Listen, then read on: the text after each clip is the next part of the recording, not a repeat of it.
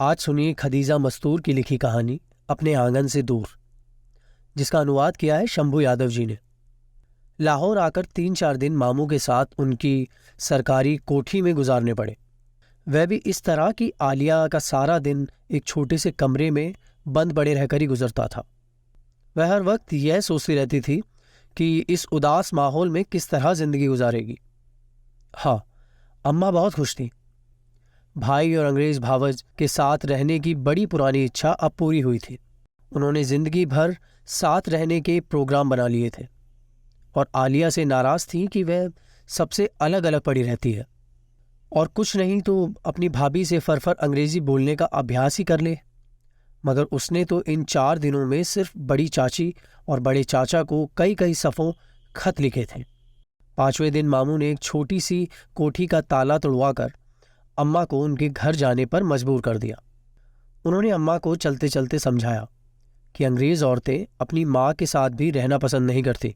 अम्मा ने आलिया से ये बातें छुपानी चाहीं, मगर जब वह अपने नए घर जा रही थी तो मामी ने टूटी फूटी उर्दू में समझा ही दिया कि सबका अलग अलग रहना ठीक होता है। कोठी में एक एक चीज अपनी जगह पर मौजूद थी। खाने की मेज पर बर्तन करीने से लगे हुए थे और बर्तनों की नक्काशी को धूल ने छुपा दिया था। ऐसा महसूस होता था कि बस अभी पर्दे के पीछे से निकलकर कोई आएगा और खाने के लिए बैठ जाएगा।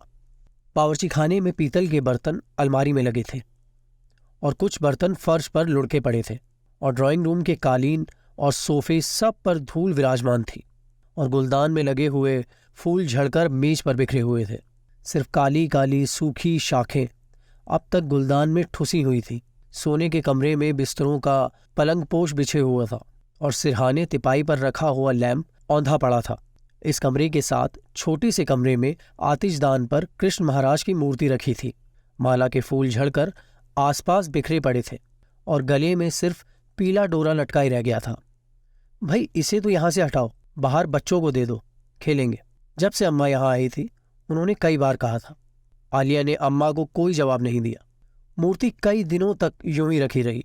फिर जब इस कमरे का इस्तेमाल किए बगैर अम्मा का गुजारा नामुमकिन हो गया तो आलिया ने मूर्ति को अपने बक्से में छुपा दिया। दिन बड़ी बोरियत से गुजर रहे थे। बैठे बैठे उकता गई थी। उसके खतों के जवाब भी ना आते थे। शामें बड़ी मुश्किल से कटती। सहायता कमेटियां घर घर चक्कर लगाती फिरती। अपने शरणार्थी भाइयों की मदद करो, काफिले आ रहे हैं, मदद करो। और अम्मा बड़ी दीन बनकर बताती कि हम तो खुद शरणार्थी हैं। लोग चले जाते, मगर आलिया का जी चाहता अम्मा की आंखों में धूल झोंक कर सब कुछ उन्हें दे दें। मामू और उनकी बेगम कभी कभी शाम को आ निकलते तो आलिया की समझ में ना आता कि वो कौन से चुईया के बिल में जा छुपे। अम्मा बौखला जाती और उनकी समझ में ना आता कि अपनी भाभी को किसके सर आंखों पर बिठा दे। चंद दिन तक खामोश बैठे रहने के बाद उसने एक हाई स्कूल में नौकरी की अर्जी दी, जो जल्दी ही मंजूर हो गई और नौकरी ने उसे बहुत सी परेशानियों और दुखों से बचा लिया।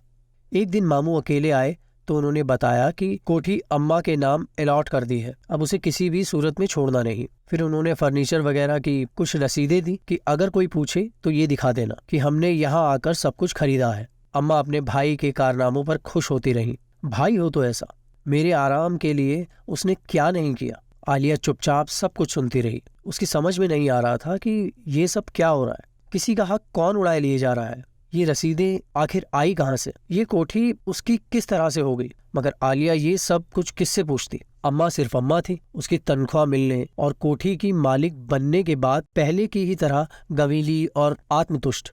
वक्त घिसट घिसट कर गुजर रहा था। स्कूल से आकर वह परेशान फिरा करती थी। आसपास की कोठियों में भी किसी से मिलना जुलना ना था। जाने कहाँ से लोग आकर बस रहे थे। अम्मा को इतनी फुर्सत ही ना मिलती कि इसकी तरफ भी देख लेती। सारा दिन कोठी की देखभाल में गुजर जाता। 10 रुपए महीना पर रखी हुई बाई अगर किसी चीज को जरा सा जोर से रख देती तो अम्मा का कलेजा दुख जाता। ये इतनी इतनी महंगी चीजें खरीदी है और तुम आपे में नहीं रहती, जरा होश से काम लिया करो। अम्मा उस पर भड़क जाती। बहुत दिन नहीं गुजरे थे कि मामू कराची तब्दील हो गए। जब वह विदा हो रहे थे तो अम्मा का रो रो कर बुरा हाल हो गया। उनकी भाभी इस बेकरारी को देखकर मुस्कुराती है। हमारा तो बच्चा लोग भी बहुत दूर दूर तक जाता है, मगर कोई नहीं रोता। आलिया को ना तो उनके चले जाने का सदमा हुआ और ना ही कोई खुशी। चले गए तो चले गए, उनका उन लोगों से वास्ता ही क्या था। यहाँ आने के बाद मामू ने कई बार कहा भी था कि आलिया अपने बाप की तरह दिल से उन्हें नापसंद करती है। वह ये सब सुनकर हंस दी थी। उस वक्त उसे अब्बा कितनी शिद्दत से याद आते थे, मगर अब तो वह उनकी कब्र तक को दूसरे मुल्क में छोड़ आई थी। वहां से नाता टूट गया था। किसी ने उसके खत का जवाब तक ना दिया था।